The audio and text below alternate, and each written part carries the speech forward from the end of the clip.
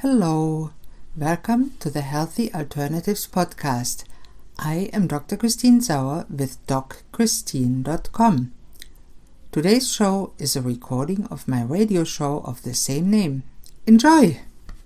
Good afternoon, this is Dr. Christine Sauer, your host of the show Healthy Alternatives, here on 97.5 CIOE FM with live stream on communityradio.ca every Thursday at 12 noon Atlantic Standard Time. Thanks for tuning in today. In this show, I will talk mostly with guests about all aspects of health, healthcare and wellness, from conventional to alternative and everything in between. My mission for this radio show is to help change people's lives for the better by informing them about different options to get and stay healthy and well so they can choose for themselves which option might work in their case. And if you feel you are stuck in a dark place, I want to tell you, don't give up. There is a light at the end of the tunnel for you too. Today I'm extremely pleased to be with my friend Gail Boone. I hope I pronounced it right, Gail. You certainly did. Hello. Hello, welcome to the show. Now, you own and operate Next Stage Equine Facilitated Coaching. Now, that's a complicated name, and many people have no idea what it means. I have been there. I have seen the horses, so it has to do with horses. Tell us a little bit about what is Equine Facilitated Coaching. That's a great question, and you're right, it is a complicated name, and now I wonder if it should be a different name. But anyway, Equine Facilitated Coaching is a discipline, a modality where professionals such as coaches or facilitators or therapists, psychotherapists, partner with horses to create an experiential learning or growth opportunity for the clients that come to them. So essentially, it's professionals partnering with the horses to really help a client discover what's happening with them, what's going on for them, and making the invisible visible so that they can move forward.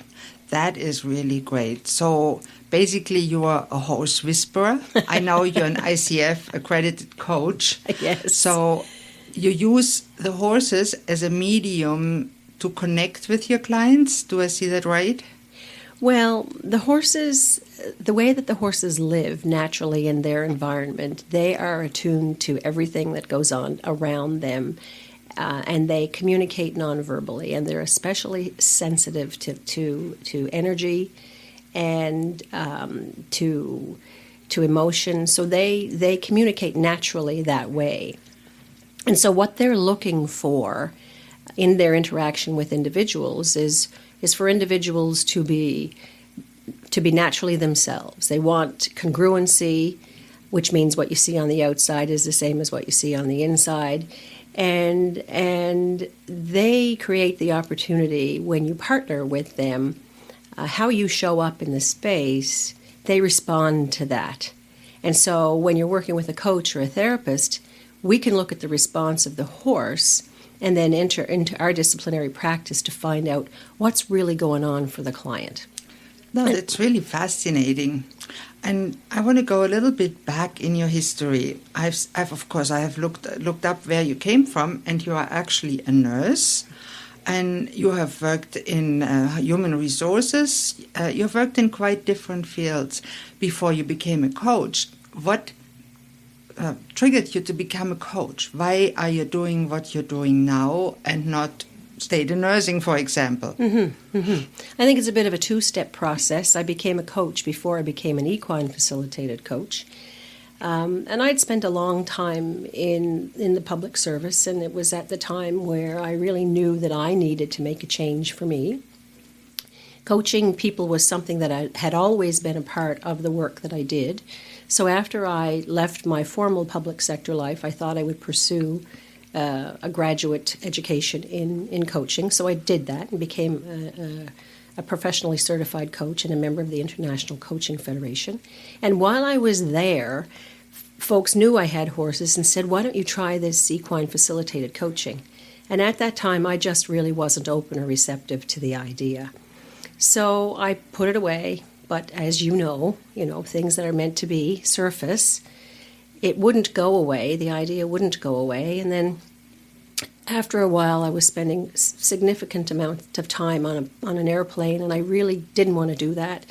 So I said, the work needs to come to me, and how can I make that happen? And I thought, well, you've got the horses right here. Bring that together with the coaching and see where that takes you. So I was very deliberate in pursuing equine facilitated coaching and have spent significant time doing that. And brought the two together, and it really is. I'm passionate about people, and passionate about creating the opportunities, different kinds of experiences for people, so that they can really discover what's going on for them, get the barriers that are preventing them from moving forward out of the way, so that they can really step into their brilliance and be. I love that, like you say, step into their brilliance, because inside we are all a genius in some way, whether it comes out or not. And I've seen you work, and you're a very kind and caring and calm person. Not everybody is like that. And it reflects in the horses. And I've seen a client work with the horse with you. And it was interesting how the horse and the client interacted. Now, a horse is a different animal than a dog or cat, because that's what some people would ask. Why a horse? Why not a pig? Why a cow? They're all intelligent animals. Why a horse? Yeah, and they're all, they are all sentient beings. Part of the answer, not the whole answer, part of the answer is that the horse has a huge electromagnetic field. Their heart is very big, and their whole electromagnetic field, it's huge. So they are aware of everything that's happening in their environment, and they attune to us, to our electromagnetic field. They can tell that there's a rise in our blood pressure before we can. They can notice an increase in our heart rate. They can notice an increase in our respiratory rate. So they are tuning into our physiological self. And of course, our physiological self is very much tied to our emotional self. Of course, it all works together. Right. And so we'll have changes happening in our body that the horses will be aware of, as a result of our emotional state and the change in our emotional state. The horses will pick up on those changes sometimes before we even do. And so they're very sensitive. It is what they do naturally. It's how they communicate, as I think I may have said earlier, to one another. Non-verbally, they're picking up on our non-verbal, and they're communicating that back to us.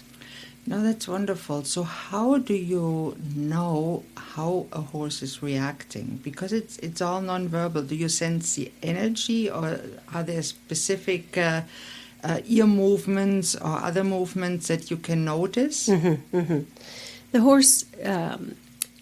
horse has many, many different facial expressions. It has the way it carries its body, the way it carries its head, the way it moves its ears. Yes, there are a number of physical signs that a horse will show us that lets us know whether or not it is in a relaxed or heightened state.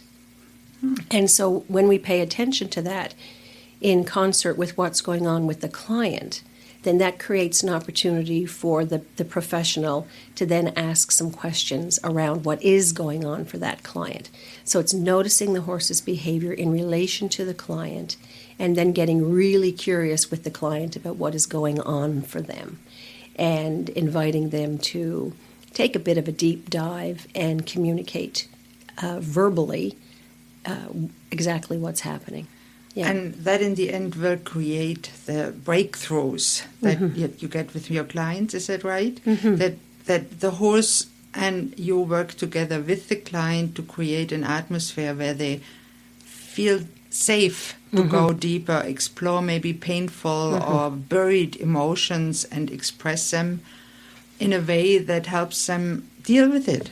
And it's behavior that they may not be aware of that they have. It's thoughts that they may not know that they're carrying. It's mannerisms or energy, the way that they show up in the space that we all have something. We all have a blind spot. And so it's really making the invisible visible for people. And then they have an opportunity to be in choice about how they want to deal with the thing that has emerged for them. Mm-hmm. I find that a really fascinating way to communicate, because I know we have a dog, and he communicates and he feeds off the energy. When my husband is upset or angry, he starts nipping and biting. He doesn't like it. And when it's calm and quiet, he is usually calm and quiet. He's a puppy, so not always. But what's different about horses? I mean, horses hardly vocalize. The best way to explain that quickly is with a client that I had. She knew she needed to come and do a session. She has high anxiety, and she knew that she was in a particularly anxious period of time. She asked if she could come and do a session. So we did some work outside the round pen. I was going to do a reflective session with her. So I did some work with her outside the round pen, and she was having a really hard time getting in touch with her body and with her emotion. And the horse was just all over the place, kicking and bucking and rolling and rearing. And I wasn't sure that I was going to be able to use him for the session. So I stopped her, turned her around, had her look at the horse, and she said, "That's exactly how I feel, like I'm trapped inside my own body and I'm trying to break free." And when she said that, it was just as if you had given some kind of a tranquilizer to the horse, because he calmed down, he settled down, he walked over to where she was. And when she went to work with him, he just wrapped himself around her and created a really safe space for her to discover what was going on for her. And she said she had never felt so connected as she did in that moment, and she felt safe. Wow. This is a really amazing experience. And it's actually a good way to end the first half of our show, because I would like to get a little bit more into the clients and what they experience in relation to the horse and you when they come to you and experience it, and how it works in practicality. Okay. So this brings us to the end of the first half of today's show here on 97.5 CIOE FM. Please tune in after the commercial break for more about the horse whisperer, Gail Boone.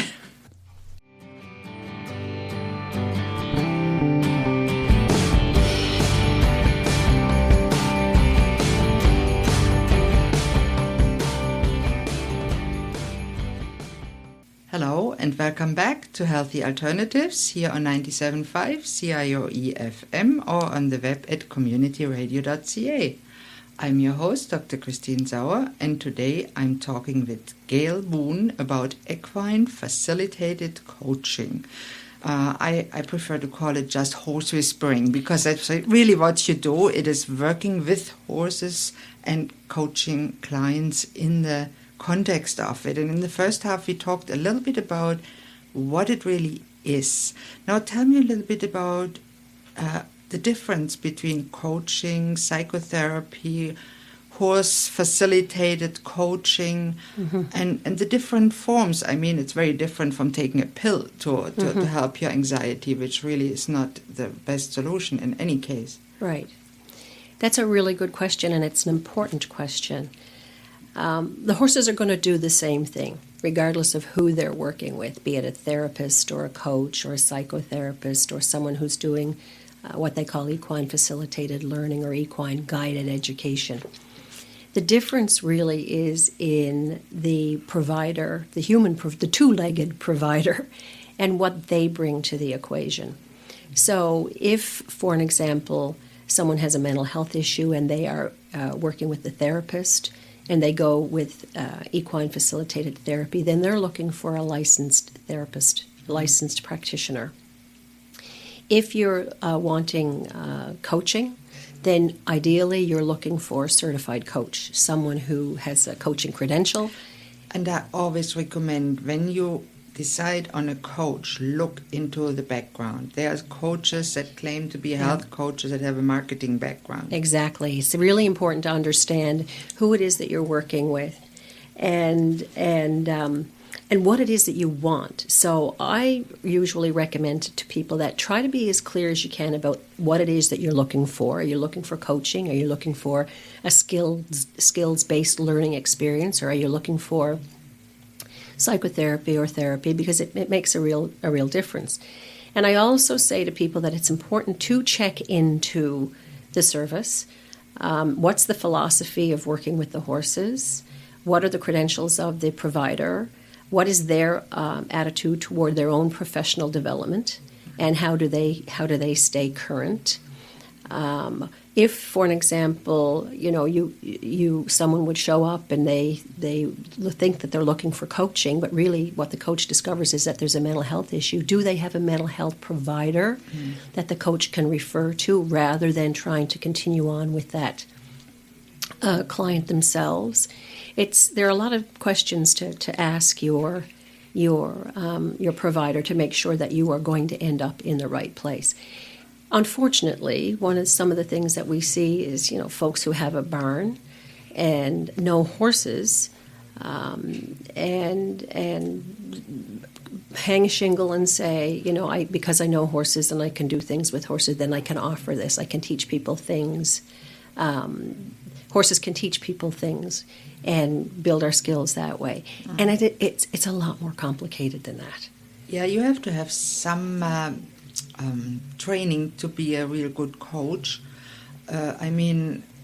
Otherwise you really are more riding experience provider, which is nice too when you ride with horses or you pet a horse. That's a nice experience in any form, unless a horse is not nice. There are no such thing as not nice horses. Right. It's inexperienced riders sometimes. Yeah, so we try to make that distinction and try to make sure that the people who come to us understand what we're about, and the amount of work that has gone into creating this kind of a space for them to be able to do their work in. Now, what would you say? Who should come to do this work? Well, who's the best target? Yeah. Again, that's a really interesting question, and what I would say to that is people who are really open to a different kind of an experience to help them identify a challenge, work through a deep or difficult challenge. They may be facing some life transitions. They may be stuck. Maybe they're working with a group of people, or they're leading a team and something's not working. Essentially, something is not working for them in their life at this particular time. Yeah. And they need to be able to uncover what that is in a safe place, work with a thinking partner in an experiential type of a way, so that they can start to really dig in underneath what's going on, what's holding them back, and move forward. Typically, what I'm noticing is that predominantly the client base is women. They come with challenges usually in confidence or communication, or those kinds of just maybe their role is changing, or they're experiencing a new situation in life. Maybe it's at work, maybe it's at home, maybe it's in their social circle, whereby a new challenge has presented itself and they're not really sure about how to go about moving through it. So if somebody feels really stressed out by a change in their life that they can't handle by themselves, but they're otherwise functioning well, that would be a good person to refer to you and say, try Gail and the horses. It's interesting really what she can do. And it is. I must say it is different from coaching, sitting in chairs, because some people just don't want to talk. And we also, it's really interesting, for an example, when you have a leader of a group who comes with a team of people, and this leader may not be aware of the impact that they have on the group. The group is very aware of the impact the leader has, but the leader is not aware of the impact that they have on the group. And when you invite them to work with the horse will very quickly help them identify their leadership style. Oh, that's interesting. Yeah. Tell a little bit more about that. Well, I recall an example that was shared with us when I was recently in Arizona completing another program. And it was a leader who he wasn't getting the productivity out of the team that he wanted to get, and he really didn't understand why. And so he and his team came to this facility to do equine facilitated coaching, and he was invited to go first with the horse. And he went in and approached the horse as if the horse wasn't going to do what he was asking him to do. So he really whipped up the energy, and the horse was having none of it. So he walked away. The horse walked away from the individual. And when the coach worked with the leader to ask what was happening, he discovered that that's the way he approaches his team, as if they're not going to do what he's asked them to do. So he comes with an abundance of extra energy that isn't needed, and almost in a command kind of a way. That drives his subordinates, to call them, away from him. Drives them away from him. He noticed that, and they have since changed their practice. He's changed how he leads that group, and their productivity has shot through the roof. Wow, that is amazing. Yeah. So now we are getting slowly to the end. Mm-hmm. I would like you to tell people where they can find you, mm-hmm. how they can find out more about you and your way of equine facilitated coaching. Sure. Thank you. You can find us at www.nextstageefc.com. You can find us on Facebook at Next Stage. And you can also find me on Facebook, my name on Facebook. And we from and to how do you spell your name? Not everybody will remember. Right, GailBoone. And you can also pick up the phone at 902-497-8650, and we'd be happy to take your call and work in a matter that works for you. We have specific programs that we run, but we also custom design according to the need of the individual or group that's on the other end of the telephone line or the email. So an email is Gail Boone at ns.simpatico.com. And yes, .ca. And yes, I'm one of those ones that still has the Simpatico address. Oh, well, yeah, that shows which provider provides the internet. Now, I have to say that for those who don't know where Enfield and Halifax is, it's in Nova Scotia, beautiful eastern Canada, and Enfield is actually close to the airport. So right. For people that are flying in to enjoy your equine facilitated coaching, either as a leadership retreat or something like that, it would be easy to reach. Probably there's a transfer, or now there's a bus, and it's not that hard. It's close to the airport. Just take a taxi. It's easy to find. 7 minutes. 7 minutes. There you go. And to Halifax, it's about 40. So it's really next to the airport. Good for people to fly in and see Gail and her horses. And her husband is around too. He was sitting here quietly all through the call. And providing good spirit. Yeah, we're easy to find, and there's lots of good accommodation around. So excellent. Right. Thank you so much for being on the show today, Gail. This brings me to the end of today's show. Please don't hesitate to contact me with any questions, thoughts, comments, or suggestions. Or if you'd like to contact Gail and forgot her website or email or phone number, my email here is Christine, CHRISTINE @communityradio.ca, or you can contact me through my website, docchristine.com. And I'm always grateful for feedback. I also want to extend a special thank you to today's producer, Cecil Wright and Cole Carew. Hey, you're the best. You might not know this, but this is a volunteer-run, non-profit radio station, and we even have an art gallery. If you're local and you'd like to drop in, we are at 11 Glendale Avenue, Lower Sackville, Nova Scotia. Thank you all for listening to Healthy Alternatives. I'm your host, Dr. Christine Sauer. Tune in next Thursday at noon on 97.5 CIOE FM Community Radio with live stream on communityradio.ca for the next episode. Goodbye and have a great day.